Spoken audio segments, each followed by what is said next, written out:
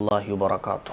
آج میں آپ لوگوں کو ایک ایسی صورت کے بارے میں بتانے جا رہا ہوں جو ہمیں قبر کے عذاب سے بھی بچائے گی، آخرت میں جہنم کے عذاب سے بھی بچائے گی، اور اگر ہمارے لیے جہنم میں جانے کا فیصلہ کر دیا گیا، اللہ تعالی ہم سب کی حفاظت فرمائے، تو یہ صورت ہمیں جہنم میں جانے سے بھی بچائے گی۔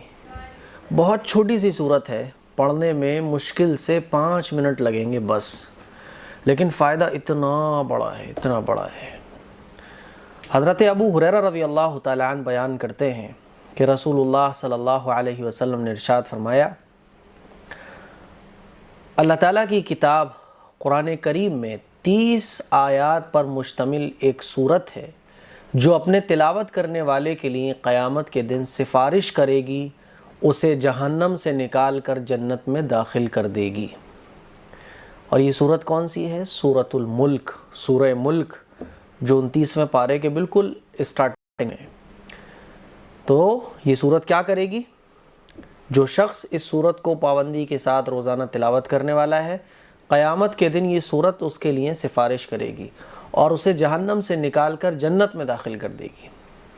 حضرت ابو ہریرہ رضی اللہ تعالیٰ عنہ نے بیان کیا ہے کہ رسول اللہ صلی اللہ علیہ وسلم نے ارشاد فرمایا کہ قرآن کریم میں 30 آیتوں پر مشتمل ایک صورت ہے جو اپنے تلاوت کرنے والے کے لیے اللہ کے یہاں سفارش کرے گی، اس شخص کو معاف کر دیا جائے گا۔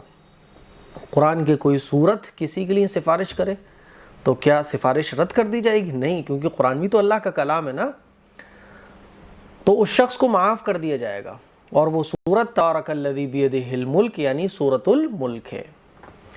تو قرآن مجید میں 3 صورتیں ایسی ہیں جن میں 30 آیتیں ہیں۔ نمبر 1 سورہ السجدہ، اور سورۃ الملک اور سورہ فجر۔ لیکن حدیث میں جو ذکر کیا گیا ہے وہ سورہ ملک کے بارے میں۔ حضرت عبداللہ ابن مسعود رضی اللہ تعالیٰ عنہ بیان فرماتے ہیں کہ جو شخص روزانہ رات کے وقت سورہ ملک پڑھتا ہے، اللہ تعالیٰ اسے قبر کے عذاب سے محفوظ رکھے گا۔ ہم قبر میں جب جائیں گے نا تو قبر کے عذاب سے ہم محفوظ رہیں گے اگر ہم اس صورت کو پابندی کے ساتھ پڑھنے والے ہیں۔ اور آپ رضی اللہ تعالیٰ عنہ فرماتے ہیں کہ ہم اس صورت کو المانعہ یعنی بچانے والی صورت بھی کہتے ہیں۔ اس سورۃ الملک کا ایک نام ہے المانعہ، کیونکہ یہ ہمیں جہنم کے عذاب سے بچاتی ہے، اسی لیے اس کا ایک نام المانعہ بھی ہے۔ سورہ المانعہ یعنی جہنم کے عذاب سے بچانے والی۔ رسول اللہ صلی اللہ علیہ وسلم فرمایا کرتے تھے کہ میں چاہتا ہوں، حضور کی خواہش تھی، حضور فرماتے تھے کہ میں چاہتا ہوں کہ ہر مومن کو یہ صورت یاد ہو۔ جب حضور نے یہ ارشاد فرمایا تو ہر صحابی نے ہر صحابیہ نے سورۃ الملک کو زبانی یاد کر لیا تھا۔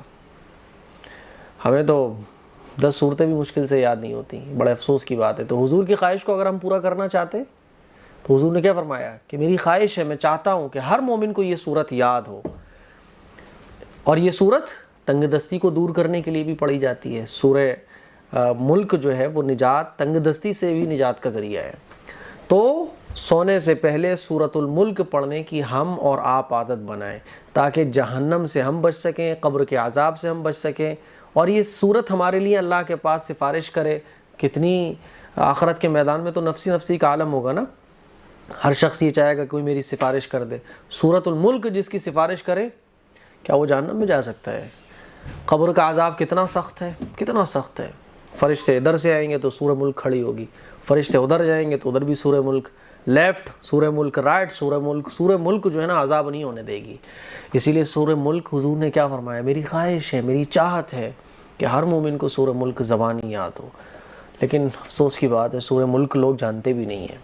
سورہ ملک ہو سکے تو پاسبل، بلکہ کیوں نہیں ہو پائے گا، چھوٹی سی صورت ہے، زبانی یاد کیجئے۔ روزانہ 1 آیت یاد کرو گے تب بھی ہو جائے گی، 30 دن کے اندر یاد ہو جائے گی۔ اور روزانہ سورۃ الملک کو پڑھنے کی ہم اور آپ عادت بنائیں۔ کتنے ایسے واقعات ہم سنتے ہیں، رات کو سویا صبح اٹھ ہی نہیں پایا، رات کو پڑھ کے پڑھنے کی عادت بناؤ۔ 5 منٹ میں یہ صورت پڑھی جائے گی اور ثواب اتنا زیادہ ہے۔ اس کلپ کو شیئر کریں سوشل پلیٹ